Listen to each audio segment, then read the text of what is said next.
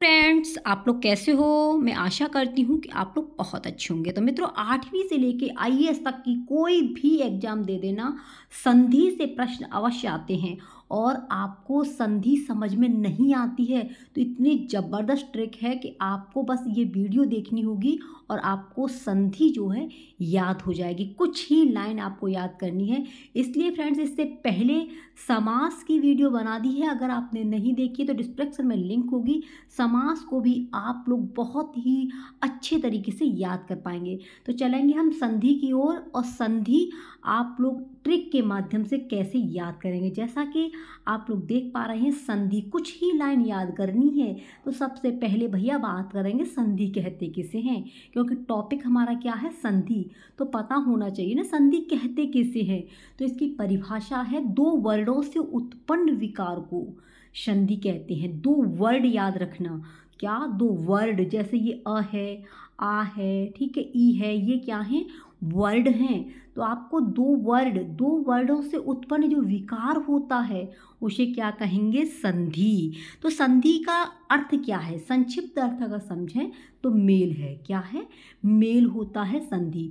और संधि विच्छेद मतलब होता है तोड़ना। तो जहाँ भी संधि का मेल पूछा जाए, संधि का अर्थ पूछा जाए, तो वो क्या है, मेल। क्योंकि क्वेश्चन सीधे आ जाता है कि संधि का अर्थ क्या है, तो वो है आपका मेल। और संधि का विच्छेद क्या है, तो वो होता है तोड़ना। तो मित्रों देखिए, संधि से पहले पद को पूर्व पद, जो संधि में पहले पद होता है, जो संधि में पहला पद होता है वो पूर्व पद कहलाता है, और दूसरा पद होता है उसे उत्तर पद कहते हैं। आई होप फ्रेंड्स कि इतनी आपकी बात समझ में आ गई होगी। तो परिभाषा क्या है, दो वर्णों से उत्पन्न विकार को संधि कहते हैं। संधि का जो अर्थ होता है वो मेल है, विच्छेद है उसे तोड़ना कहते हैं। संधि में पहले पद को पूर्व पद और दूसरे पद को उत्तर पद कहा जाता है। संधि की ट्रिक क्या है, तो सबसे पहले बात करेंगे हम संधि। तो संधि मित्रों आपकी 3 प्रकार की होती है। संधि है भाई, अकेली संधि है। अब संधि ने कहा कि हमारा परिवार बड़ा होना चाहिए, तो संधि के 3 पुत्र होते हैं, ठीक है। तो सबसे पहले क्या हुई आपकी स्वर संधि, ठीक है। इसके बाद में हुई आपकी व्यंजन संधि, और इसके बाद में हुई आपकी विसर्ग संधि, ठीक है। तो संधि एक और संधि के 3 शाखाएं हो गई, स्वर, व्यंजन, विसर्ग। तो ये स्वर संधि है।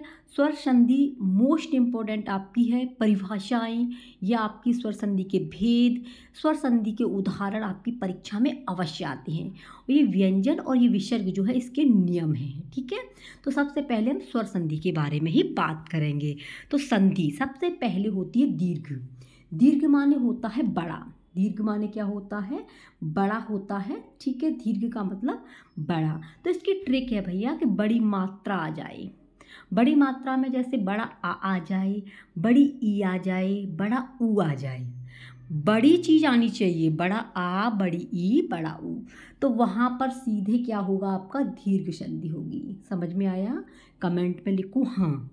और आप कहाँ से इस वीडियो को वॉच कर रहे हैं, किस जिले से वॉच कर रहे हैं, कमेंट में आप लोग अवश्य लिखना।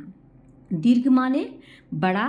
तो बड़ी मात्रा में जैसे आ आता है, ई आता है, ऊ आता है, वहाँ पर आपकी दीर्घ संधि होती है।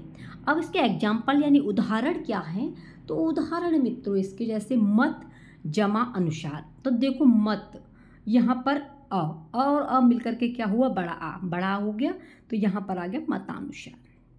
रजनी जमा ईस, तो ये ई है, ये ई है, तो बड़ी ई बन गई रजनीश। ये है भू जमा ऊर्जा, तो ये बड़ा ऊ है, ठीक है। यहाँ भी बड़ा ऊ आया है, तो ऊ मिलकर भूर्जा हो गया।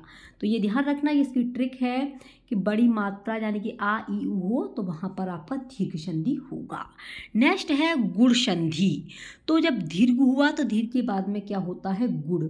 और गुण मतलब मित्रों 2 व्यक्ति होते हैं। 2 व्यक्तियों में से अगर पूछा जाए कि इसमें सबसे ज़्यादा गुण किस व्यक्ति के अंदर है, तो एक को चुना जाएगा, है ना। इतना तो समझते हैं, एक व्यक्ति को ही चुना जाएगा।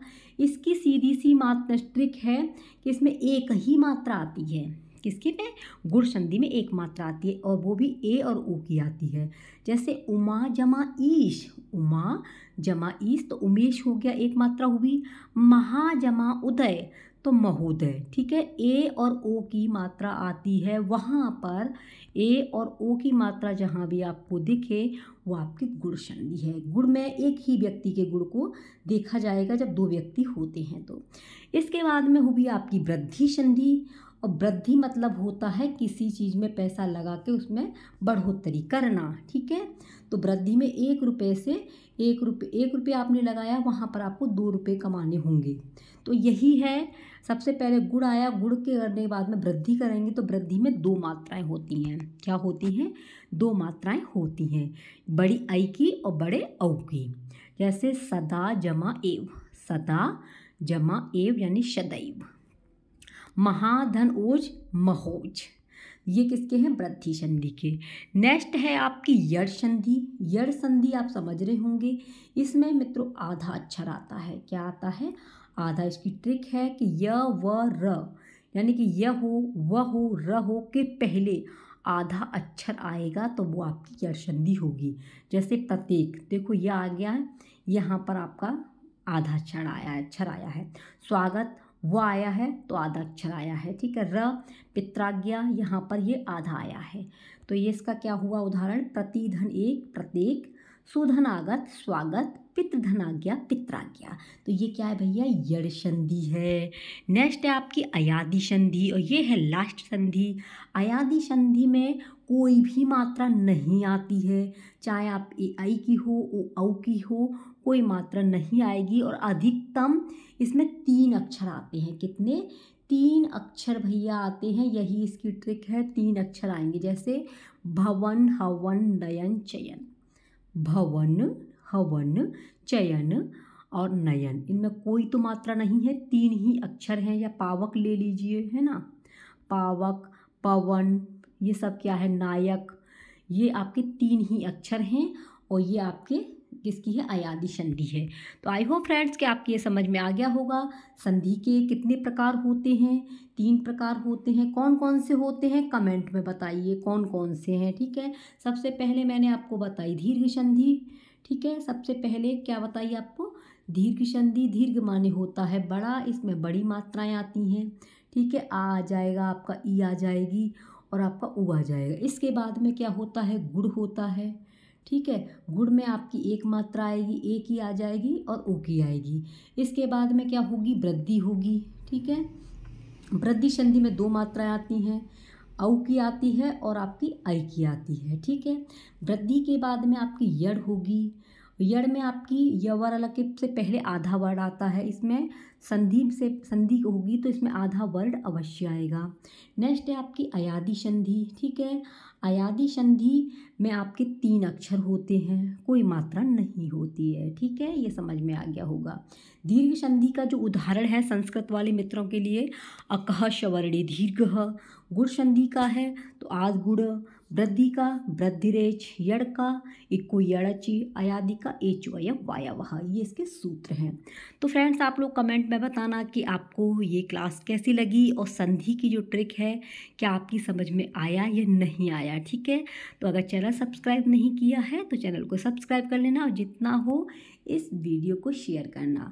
तो बात कर रहे थे हम 5 लाइनों की, तो बिल्कुल आप लोगों ने 5 लाइन याद करनी है। सबसे पहले आपने परिभाषा को याद किया है, ठीक है। इसके बाद में आपकी पहली लाइन हो जाती है, दूसरी लाइन ये हो जाती है और तीसरी आपकी ये है, चौथी ये है और 5वीं आपकी ये है। तो 5 लाइन याद कीजिए और आपको संधि चुटकियों में याद हो जाएगी। बाकी बचती हैं आपकी व्यंजन और विसर्ग, इसके नियम होते हैं। और संपूर्ण संधि देखने के लिए आप लोग जो है वीडियो को देख सकते हैं, इसमें काफ़ी वीडियो पड़ी हुई हैं तो आप लोग देख सकते हैं। और ये आपकी समझ में आया या नहीं आया प्लीज़ कमेंट में अवश्य बताएं। आप लोग अपनी तैयारी करते रहिए, अपना ख्याल रखिए, टेक केयर, बाय बाय।